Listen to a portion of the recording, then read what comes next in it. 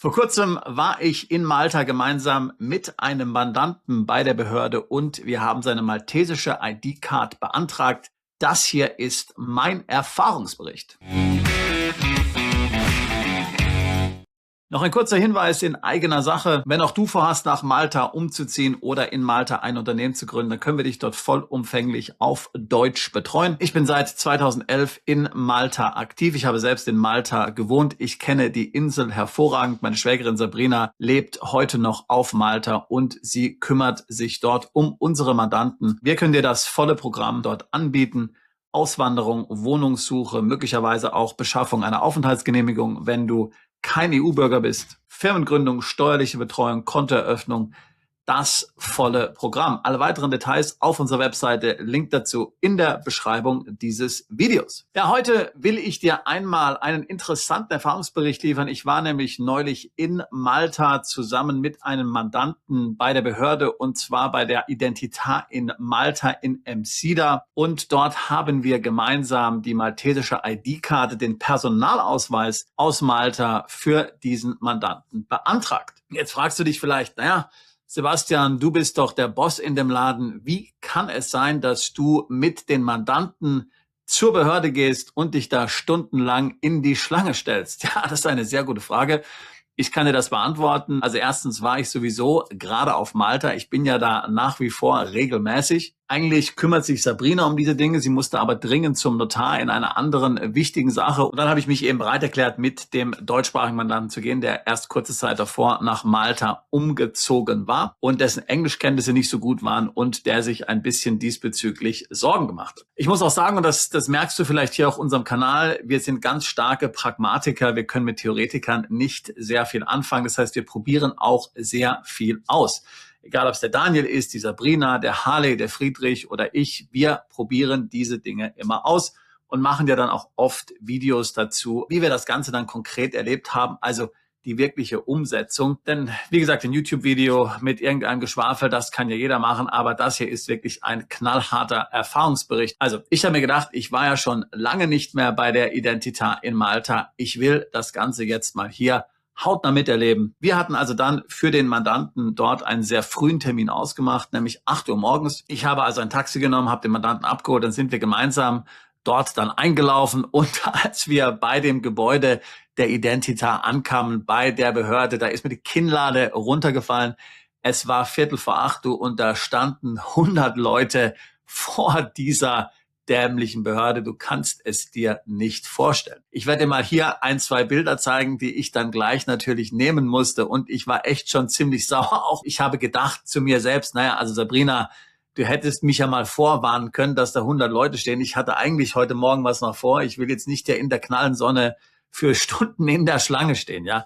Und ich habe genau gesehen, der Mandant neben mir, der hat auch schon die Augen gerollt und dem war es auch schon ganz anders. Ja, ich habe dann irgendwas Beruhigendes gesagt und habe gesagt, naja, ist halt Malta, da kann man nicht viel machen. Aber es war doch ehrlich gesagt schon ziemlich schrecklich. Aber du, dann wurde ich eines Besseren belehrt. Um Punkt 8 haben sich dann die Türen geöffnet dieses Gebäudes, große Glastüren. Und die gesamte Schlange, diese 100 Leute, die da angestanden haben, konnten dann in das Gebäude rein. Und sehr zu unserer Freude hat sich dann die Schlange gleich hinter der Eingangstür geteilt. Du hattest nämlich auf der linken Seite die Nicht-EU-Bürger und auf der rechten Seite die EU-Bürger. Und 98 der 100 Personen, das waren alles Nicht-EU-Bürger. Ja, das heißt, sind also in diese Richtung gegangen. Und ich konnte mit dem Mandanten in diese Richtung gehen. Da gab es so ein kleines Separé, so einen kleinen Sondereingang, so einen kleinen Warteraum mit vielleicht 10 Sitzplätzen. Und oh Wunder, außer dem Mandanten und mir waren nur 2 andere EU-Bürger da. Das heißt also, wir mussten nicht mal 10 Minuten warten. Dann wurde der Mandant nach vorne gerufen. Wir sind dann in die eigentliche Amtsstube gegangen.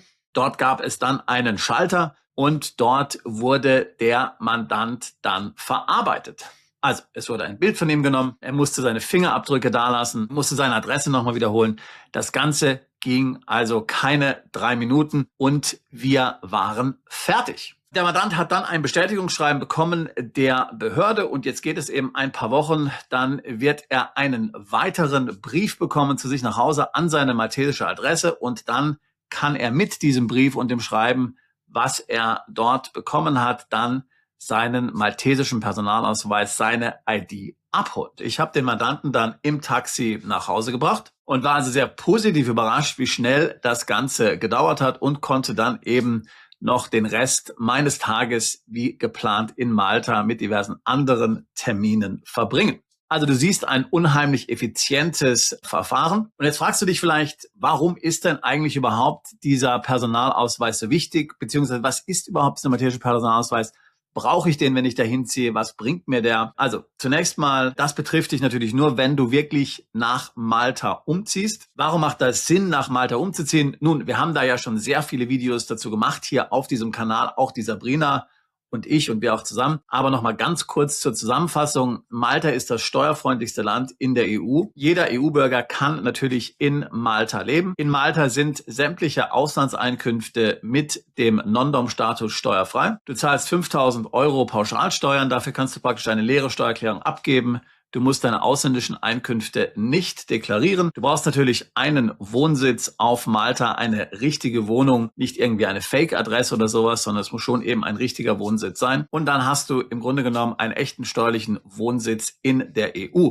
Anders als zum Beispiel in Zypern gibt es keine minimalen Aufenthaltstage. Das heißt, du musst da keine 60 Tage einhalten oder wie in anderen Ländern 90 Tage oder 180 Tage. Der Wohnsitz dort, wie gesagt, reicht. Eine Sache muss man hier erwähnen, die ist wichtig in diesem Kontext. Wenn du ein steuerliches Ansässigkeitszertifikat haben möchtest, was 99% unserer Mandanten nicht brauchen, was du auch bei Banken nicht brauchst, was du normalerweise auch bei Behörden nicht brauchst, aber falls du tatsächlich eins brauchst, dann musst du natürlich schon etwas mehr Nachweise dann liefern, dass Malta nicht einfach nur ein Briefkasten für dich ist, sondern dass du dort eben regelmäßig bist, wenn auch nicht sehr oft, dass du da vielleicht ein Business hast, dass du da angestellt bist und dass du andere Beziehungen eben zu Malta hast. Aber wie gesagt, die meisten brauchen kein steuerliches Ansässigkeitszertifikat. Du bekommst ja eine Steuernummer in Malta, du reichst dann eine Steuererklärung ein, du zeigst dann, dass du 5.000 Euro Steuern bezahlt hast. Dafür ist dann dein offizielles Einkommen, was du nach Malta ausschütten darfst, 35.000 Euro. Also da hast du schon mal wirkliche, echte Nachweise. Und ich habe noch nie erlebt, seit 15 Jahren Malta jetzt, dass die maltesische Steuerbehörde dort in irgendeiner Weise ein Problem gemacht hat. Wir haben viele Mandanten, die das eben nutzen als zweiten Wohnsitz, als Plan B Wohnsitz oder eben auch zum Beispiel Mandanten, die vielleicht tatsächlich in Dubai wohnen oder in einem Land wie Panama, aber aus Compliance-Gründen im Grunde genommen am liebsten noch einen Wohnsitz haben in der EU,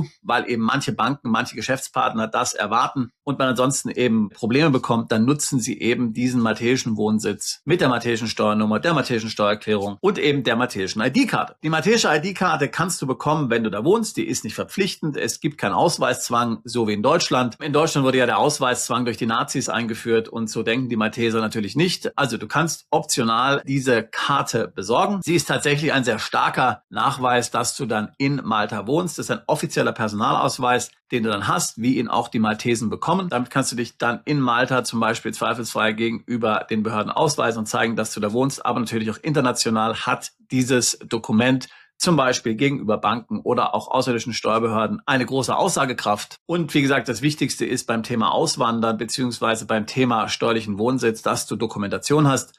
Dokumentation über Dokumentation über Dokumentation. Dokumentation ist einfach das A und O. Und da ist natürlich sehr stark, wenn du dann einen solchen Personalausweis hast und dann idealerweise natürlich auch noch einen Führerschein, den du aber in Malta erst bekommen kannst, wenn du eben die ID hast. Daher, wenn du nach Malta umziehst, würde ich dir auf jeden Fall raten, die ID-Card zu beschaffen. Wie gesagt, wenn du das Ganze über uns machst, dann helfen wir dir natürlich dabei. Wie du sehen kannst, bringt dich vielleicht sogar der Chef zu Malta Identità in Msida.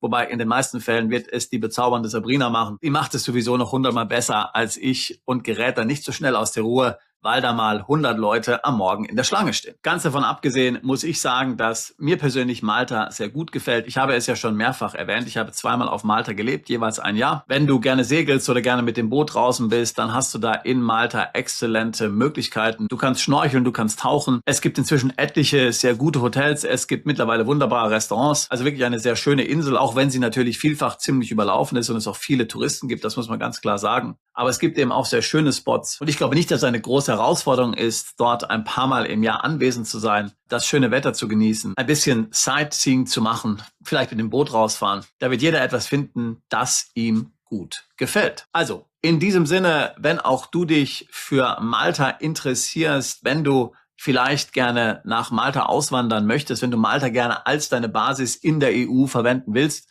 obwohl du vielleicht schon in ganz anderen Sphären unterwegs bist. Wenn du dort ein Unternehmen gründen willst, natürlich hatte ich noch gar nicht gesagt, Malta auch der Ort mit dem geringsten Körperschaftsteuersatz in der Europäischen Union, ganze 5%.